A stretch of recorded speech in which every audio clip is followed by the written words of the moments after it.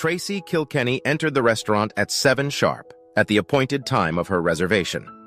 Heading to the front desk, she glanced around the tables to make sure her guest was already seated. As she approached the table with the maitre d', she was able to get a close-up look at her guest for the first time in 8 years. She had seen him in passing from a distance many times over the past few years, but as she got closer, she noticed the change that had taken place with her ex-husband. Always acting like a gentleman, Al Wentworth stood up as Tracy approached the table.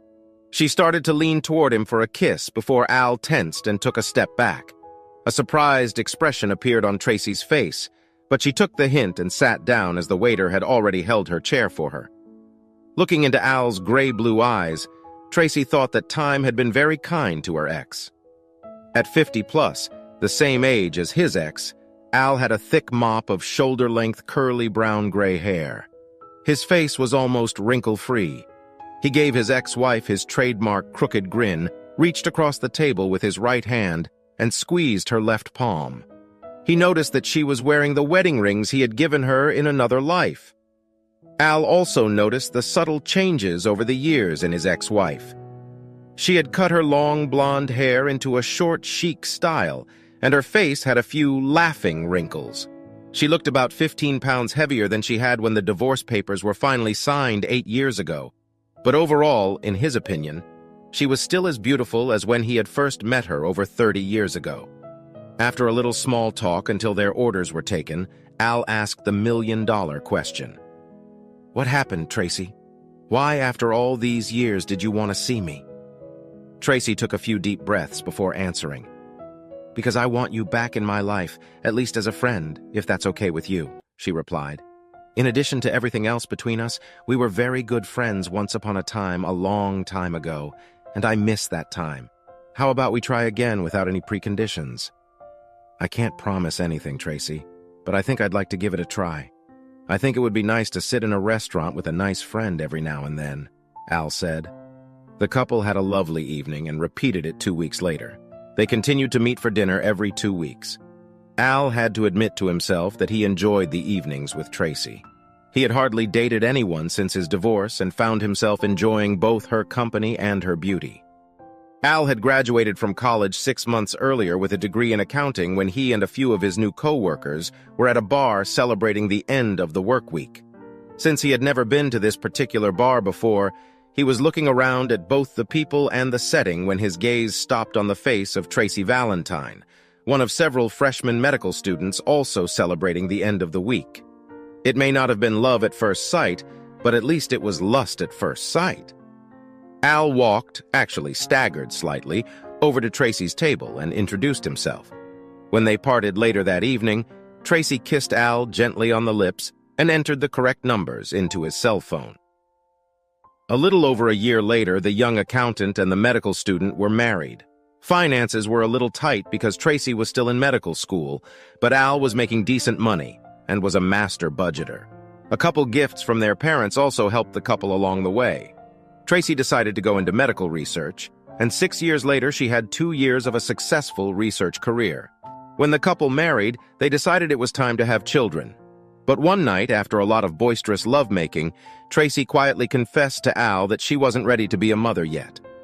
Al was disappointed, but what kind of thing would you say to the woman of your dreams? He agreed to a later date. For several years after that, Tracy was part of a 4-person team working on dementia-related illnesses. She loved the team aspect of her work, although, like many researchers, she noted that it was more emotional than most people assumed, and every little triumph or failure seemed much more significant. She would often come home and spend hours telling Al about the day's events and what the team was doing. Al would sit at the kitchen table, grinning from ear to ear as his wife told him just about every little thing that had happened during the day. For the previous 6 months, much of Tracy's evening chatter had focused on Dr. Steve Kilkenny, a member of her team who was going through a seemingly nasty divorce after his wife had cheated on him for 12 years. Like the other members of her team, Tracy had grown close to Kilkenny, and Al liked the guy on the occasions they were out. A few years older than him and Tracy, Kilkenny was a handsome, personable man, and Tracy in particular seemed very upset that his marriage was falling apart. Al was actually relieved when Tracy stopped gushing about Kilkenny and his marital troubles, but he became a little worried when she didn't mention anything about him at all for about 2 weeks straight. However, it was March, the busiest time for any accounting firm, so Al quickly put his domestic worries behind him as the 10 to 12-hour workdays began to pile up. The one thing Al noticed, however, was that Tracy's recent workdays had gotten harder as well. Once or twice a week she was working late, as was her husband. She attributed this to the fact that her team had reached several critical milestones in their research. Like most people, Al and Tracy didn't have a perfect marriage, but Al would bet money that they had a very good, maybe even great marriage. Constant communication was the key to it, Al thought, and that's why he was so surprised when Tracy started to become rude in her behavior toward him. "What's the matter, baby? Did I do something wrong?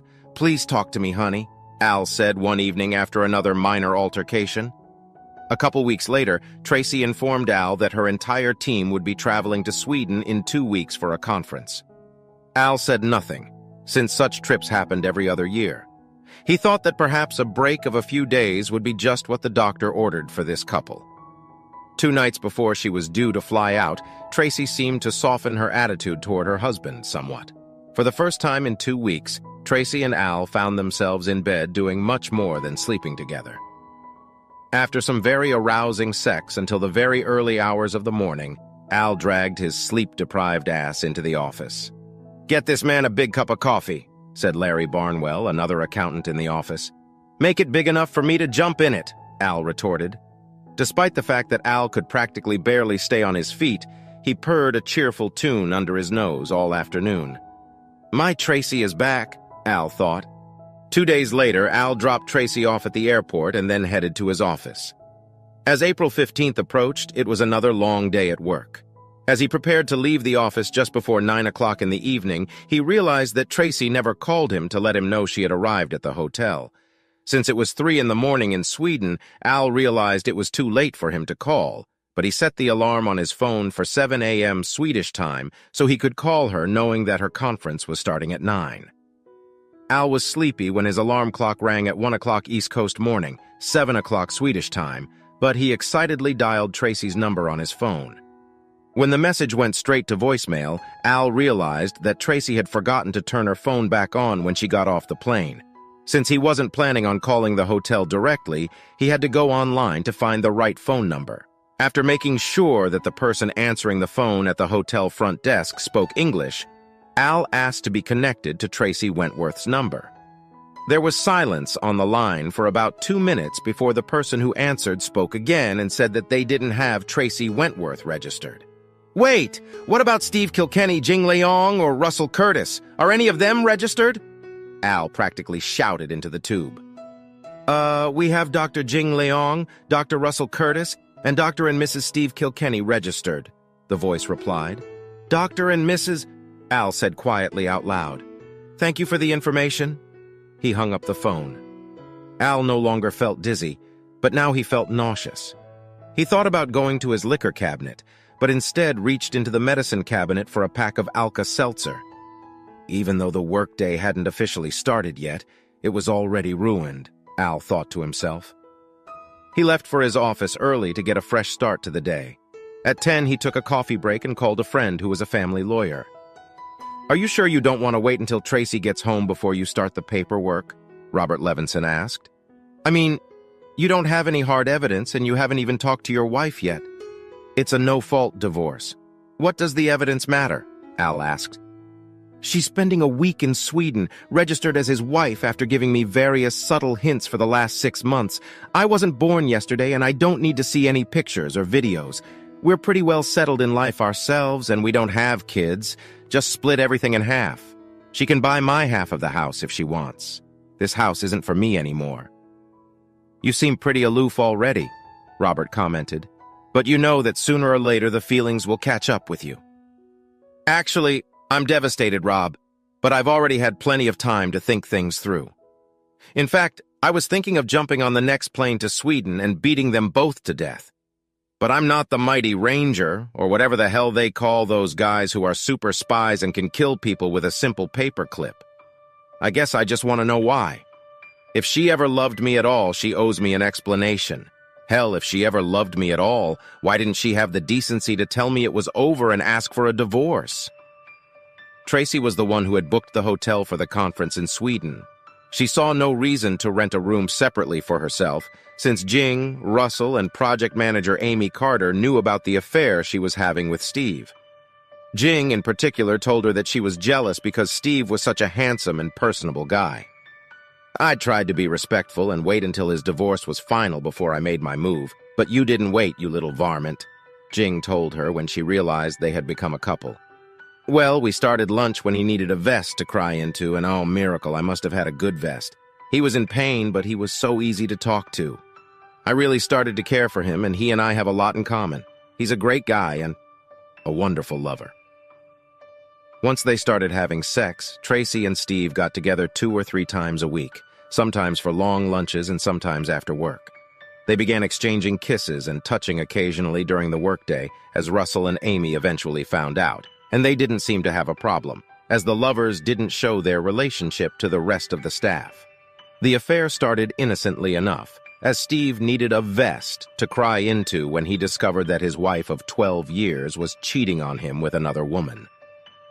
The 4 team members were already close, and their frank discussions only brought the couple even closer together. When Steve realized that he was beginning to win Tracy's heart, he began to subtly draw comparisons between his marriage and Tracy's, and the desired effect was that Tracy, without realizing it herself, began to gradually lose respect for her husband. Tracy and Steve thoroughly enjoyed their week together, so much so that Steve was able to talk Tracy into joining the Mile High Club, airplane sex during the flight, on the overnight flight back to the United States. Knowing that her husband was going to pick her up at the airport, Tracy initially rejected Steve's amorous flirtations, but eventually gave in. The two ended their intimate rendezvous about an hour before the plane landed, and Tracy excused herself to go to the bathroom. Jing smirked at Tracy as she sat back in her seat. Tracy blushed slightly. Al opened the trunk as Tracy was leaving the terminal. He walked over to her, picked up her wheeled suitcase, and put it in the car. He made no attempt to kiss his wife, and she made no attempt to kiss or hug him, even though they had been separated for a week. Al wasn't sure, but when he took the luggage from his wife, he thought she smelled like recent sex. He thought he noticed that odor several times on the way home as well. Al wrestled hard internally with the urge to say something unpleasant before he finally muttered, "Did the conference go well?" Tracy spent the rest of the drive home regaling Al with stories from the conference. Al pretended to listen, sighing occasionally. If Tracy was really paying attention to her husband, she would have seen his knuckles turn white as he gripped the steering wheel tightly. When they reached their house, Tracy began to worry that Al might want some welcome-home sex. Then she realized that except for that moment before they left, she and Al hadn't had any sex in months. Worse, she noted to herself, her husband didn't seem particularly bothered by it. Al didn't stick around the house long after dropping his wife off. "I still have half a day for work I can do," he muttered as he headed for the door. Saturday morning, Al got up early and made a breakfast of bacon, eggs, and coffee. When Tracy finally showed up in the kitchen, the table was set and Al was sitting drinking coffee. He pointed to her seat and Tracy sat down. She began to eat slowly before Al broke the silence. "So it was so much fun being Mrs. Steve Kilkenny for a week that you didn't even call once?" Al asked quietly. "Is it going to be permanent now?" Tracy began choking on her food while Al watched her impassively. Her thoughts quickly went back to last week. She was sure she had called Al when she landed. No, wait, she had forgotten to turn her phone on for over 24 hours. But there were no messages from Al even later. Could he have actually tried to call her in Sweden? Oh, God, no, she thought. It was about 2 minutes before Tracy realized she was looking at the table.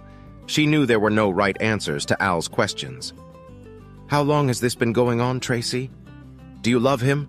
Al asked in an interrupted voice. "For over a year now," she practically whispered. She finally raised her eyes to Al. She wasn't sure if she should have answered the second question.